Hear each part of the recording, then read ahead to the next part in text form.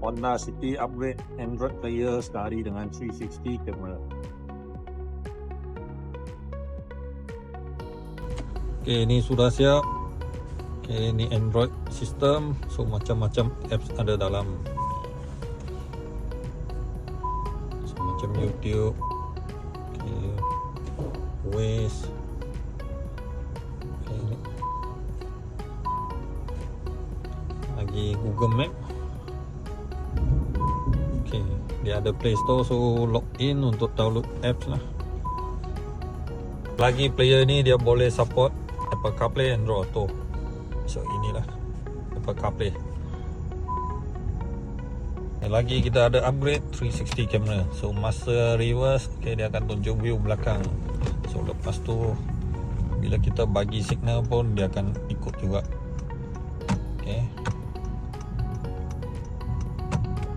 Siapa-siapa owner pakai kereta Honda City, kalau ada minat nak upgrade Android player sekali dengan 360 camera, boleh datang jumpa kami dengan Rex.